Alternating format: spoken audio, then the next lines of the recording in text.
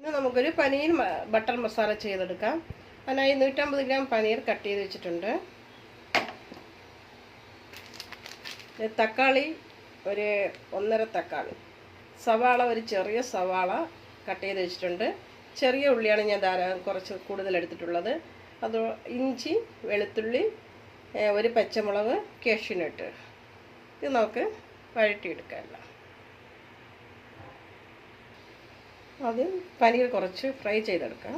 അതിനായിട്ട് ഞാനൊരു പാൻ അടുപ്പത്ത് വെച്ചിട്ടുണ്ട്.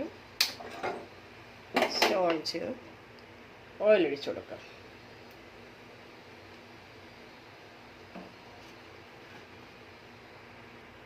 പനീർ ഒന്ന് ചൂടാക്കി ഓയിലൊന്ന് ഫ്രൈ ചെയ്തെടുക്കാം.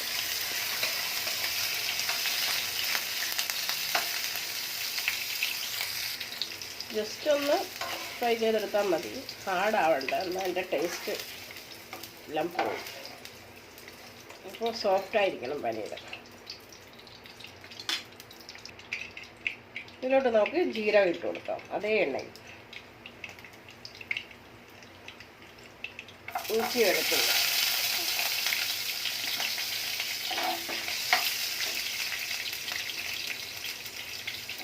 ചെറിയ ഉള്ളി, വലിയ ഉള്ളി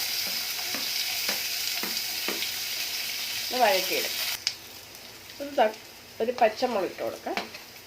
തക്കാളി ഇത് നന്നായി വഴറ്റി എടുക്കേണ്ട ആവശ്യമില്ല. പച്ച ചുവന്ന് മാറിയാൽ മതി. ഇത് നമുക്ക് മിക്സിയിൽ അരച്ചെടുക്കേണ്ടതാണ്.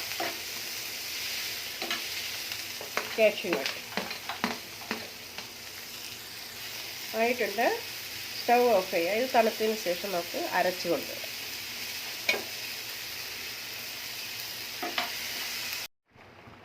ഇത് നമുക്ക് അരച്ച് കൊണ്ടുവന്നിട്ടുണ്ട്. ഇനി അടുത്ത് പാൻ അടുപ്പത്ത് വെച്ച് കുറച്ച് എണ്ണ കൂടെ ഒഴിച്ചു കൊടുക്കും. ഒന്ന് ചൂടായി വരട്ടെ. ഇതിലോട്ട് കുറച്ച് കടുക് ഇട്ട് കൊടുക്കാം.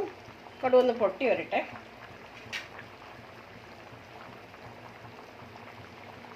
പൊട്ടി വന്നിട്ടുണ്ട്. കുറച്ച് ഇഞ്ചി വെളുത്തുള്ളി ഇതെല്ലാം ഓൾറെഡി അരച്ചിട്ടുണ്ട്. സവാള,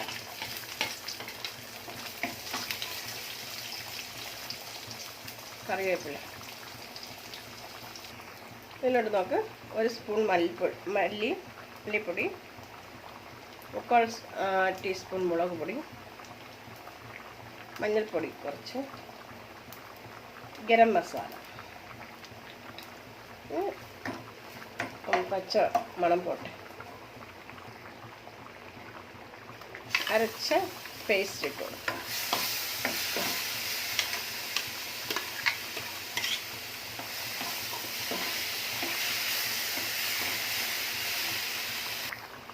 ഇതിലോട്ട് കുറച്ച് കാശ്മീരി ചില്ലി ഇട്ടു.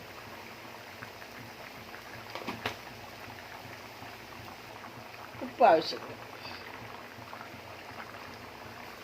ഇതിൻ്റെ വെള്ളമയം ജലാംശം എല്ലാം വറ്റിയതിന് ശേഷം കുറച്ച് ഫ്രൈ ആയതിന് ശേഷം കുറച്ച് വെള്ളം ഒഴിച്ചു കൊടുക്കണം.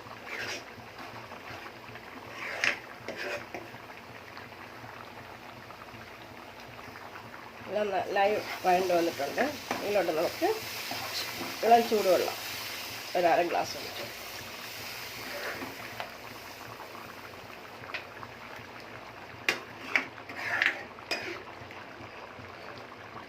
ഒന്ന് തിളക്കട്ടെ. ഫ്രൈ ചെയ്ത് വെച്ച പനീർ കഷ്ണങ്ങൾ ഇട്ട് കൊടുക്കാം. ജസ്റ്റ് 2 മിനിറ്റ് ഒന്ന് തിളച്ചാൽ മതി.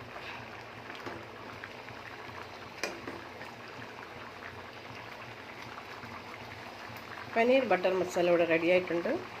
സ്റ്റവ് ഓഫ് ചെയ്യാം. ഒരു ബൗളിലോട്ട് മാറ്റാം നമുക്ക്.